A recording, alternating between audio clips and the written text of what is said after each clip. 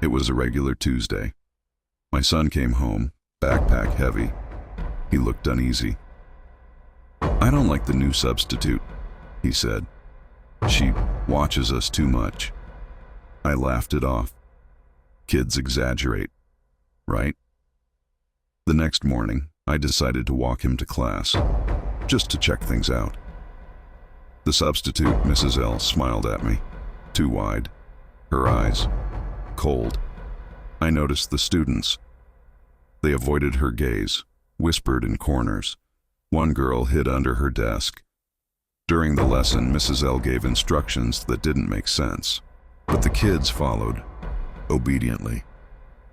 Too obediently. I stayed by the door, trying not to interfere. She noticed me. Her smile didn't falter, but it didn't reach her eyes. Later, I asked my son about recess. He hesitated. She told us not to talk about her, that we'll get in trouble if we tell anyone. Alarm bells. I checked online quietly. No teaching license, nothing. I went to the school the next day, wanted answers. The principal, nervous. "Oh, she's just helping out," he said. "Temporary." Temporary. That's not what the kid said. 1 week passed. I noticed things missing at home. Small, but odd. My son's favorite notebook, a pencil. He shrugged. Maybe I lost it. But it was all connected. Finally, I went to the school, asked to see her classroom, empty. But I found a small notebook, hidden behind a stack of chairs. It was full of drawings, children, faces twisted, some crying, some smiling, notes beside them, observations, names, ages, times. I left it there. Called the police later. Mrs. L never returned. I still wonder what would have happened if we didn't notice.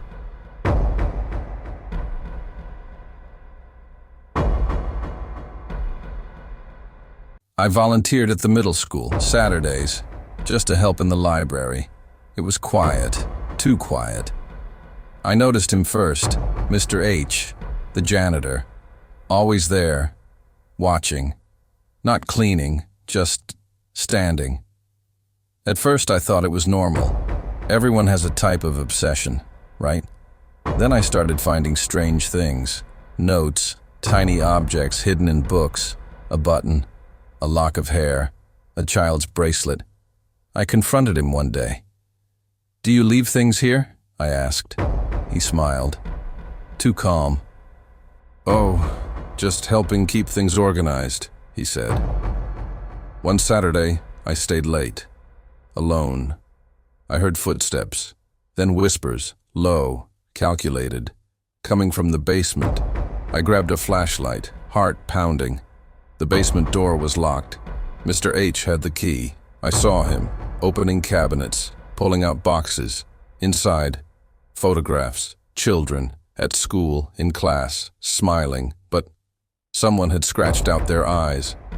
I dropped the flashlight. It clattered. He looked up, calm, smiled. "Don't you want to know their stories?" I didn't wait for an answer. Ran, out, never returned. The police investigated. Nothing found. Mr. H retired quietly. No charges. But I know he had keys, and not just to doors, to secrets no one wanted to uncover.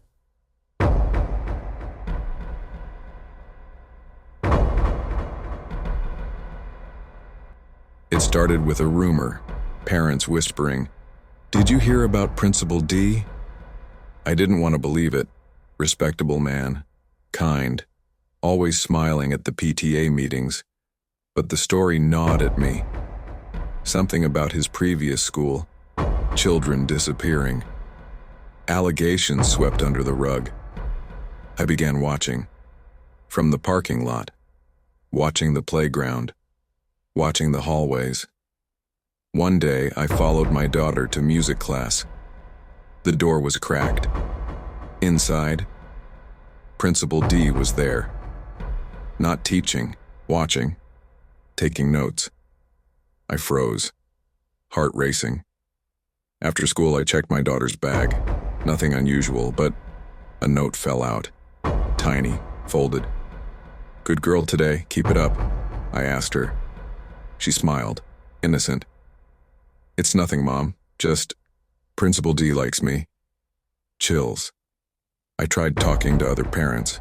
Most shrugged. He's always been nice. I dug deeper. Found old articles. A teacher fired. Students moved. Files vanished. I realized he was meticulous. Patient. Perfect mask. One evening I received a call. Unknown number. No voice, just breathing. Then a click. I don't know what would have happened if I hadn't noticed the notes, the small signs. Principal D retired last year. Still, sometimes at night I imagine his eyes, following, watching, waiting.